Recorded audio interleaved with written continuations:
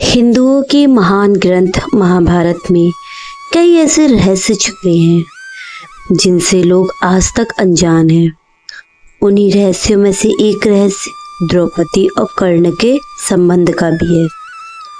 लेकिन दोस्तों, जो संबंध ग्रंथों में छुपाया गया है उसे उजागर करना भी बहुत जरूरी होता है।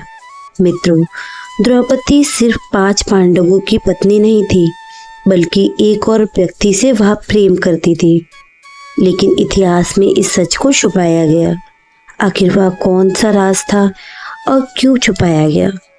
द्रौपदी से गहरा संबंध कर्ण के साथ क्या था? इस राज से पर्दा उठाने के लिए आप सभी को इस वीडियो के अंत तक बने रहना पड़ेगा। तो मित्रों, यह घटना उस समय की है जब द्रौपदी और 5 पांडव वनवास के लिए 12 वर्ष के लिए वनवास को गए थे। एक दिन जब द्रौपदी अपने पतियों के साथ जंगल में थी, तब उन्होंने एक वृक्ष पर लगे सुंदर जामुन के गुच्छे को देखा। द्रौपदी पके हुए जामुन के गुच्छे को देखकर ललचा गई और उन्होंने उस पके हुए जामुन के गुच्छे को तोड़ लिया। जैसे ही द्रौपदी ने जामुन का गुच्छा तोड़ा, अचानक वहां श्री कृष्ण प्रकट हो गए। उन्होंने द्रौपदी को रोते हुए कहा, द्रौपदी, यह कोई साधारण जामुन नहीं है। यह साधु की 12 वर्षों की तपस्या का फल है। वह साधु आज इस जामुन को खाकर अपना उपवास समाप्त करने वाला था, किंतु तुमने इसे पहले ही तोड़ लिया, जिससे तुम्हें साधु के श्राप का सामना करना पड़ सकता है। यह सुनकर द्रौपदी घबराई और कृष्ण से बोली, हे माधव, मुझे यह श्राप से बचा लीजिए। तब श्री कृष्ण ने कहा, इसका केवल एक ही उपाय है।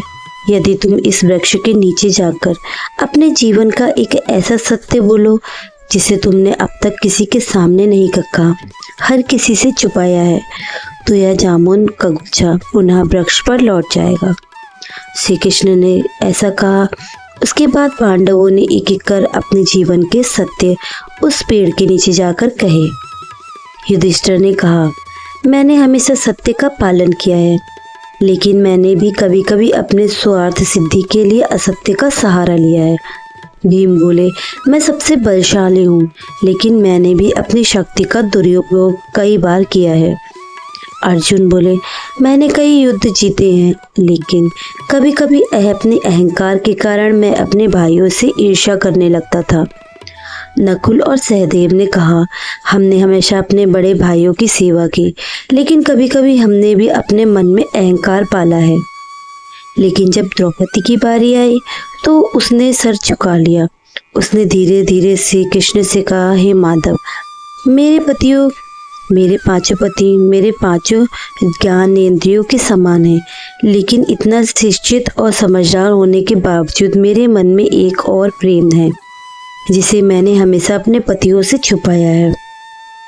जब यह कहकर भी जामुन का गुच्छा वापस वृक्ष पर नहीं लगा, तो श्री कृष्ण ने द्रौपदी से कहा, द्रौपदी, तुम अभी भी कुछ छुपा रही हो, सच को पूरी तरह से उजागर करो।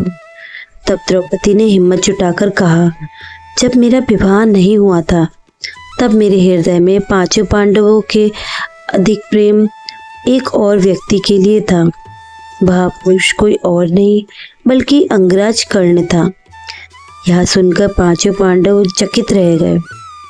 भीम, नकुल और सहदेव आश्चर्य में पड़ गए, जबकि अर्जुन की आंखें आशंका और क्रोध से भर उठी। द्रौपदी ने आगे कहा, मैंने केवल कर्ण से सुपुत्र होने के कारण ही उससे विवाह नहीं किया।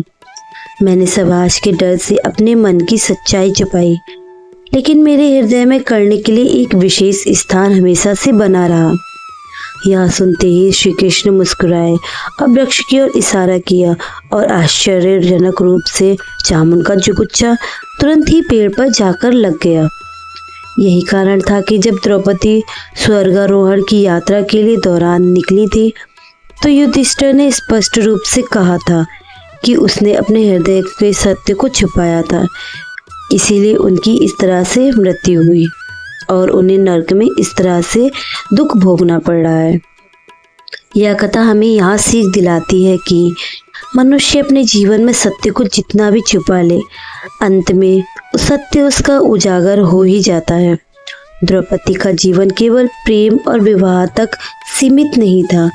वह एक ऐसी नारी थी जो अपने अपमान का बदला लेने के लिए महाभारत जैसे विशाल युद्ध की नींव रख सकती हैं। पांडवों ने में जुए में अपने सब कुछ हार दिया तो दुर्योधन ने द्रौपदी को सभा में घसीट कर लाने का आदेश दिया।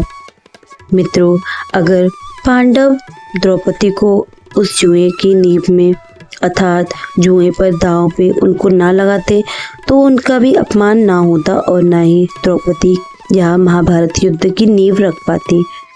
मित्रों, यह वो क्षण था जब द्रौपदी का अपमान चरम सीमा पर पहुंच गया था।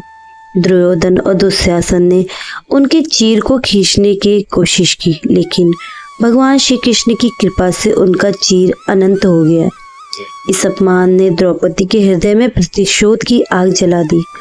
उन्होंने प्रतिज्ञा ली कि वह दुशासन के रक्त से अपने बालों को कौरवों का नाश करेंगी।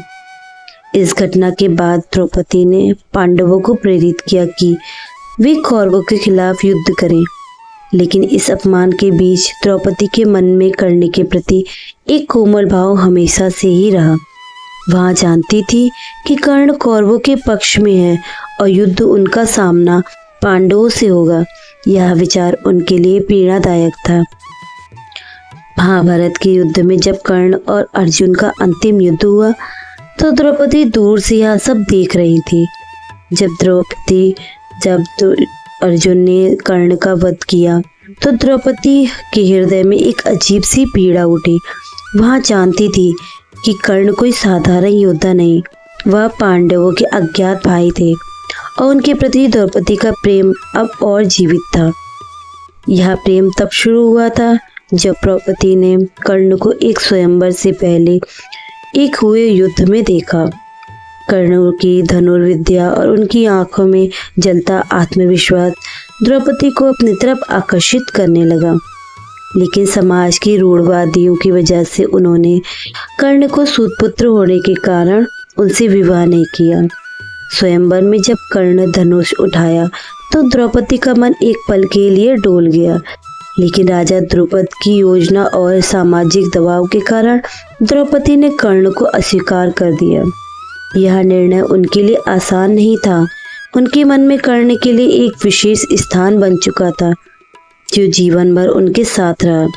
द्रौपदी और कर्ण का प्रेम ऐसी ही त्रयोदशी थी जो समाज की रूढ़िवादी और नियतों के हाथों अधूरी रह गई, लेकिन यह उनके हृदय में हमेशा जीवित रही।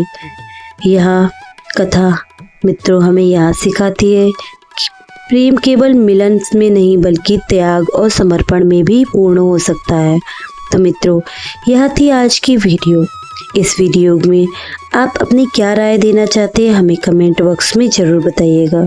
मित्रों, अगर आप सभी को हमारी यह वीडियो पसंद आए तो कृपया करके इस वीडियो को ज़्यादा से ज़्यादा शेयर करें और कमेंट बॉक्स में जय श्री राधे कृष्णा जरूर लिखें। मित्रों, अब हम मिलते हैं अगली वीडियो में। तब तक अपना आप सभी ध्यान रखिएगा। राधा रानी आप सभी पर अपनी कृपा दृष्टि और आशीर्वाद बनाकर रखे। धन्यवाद।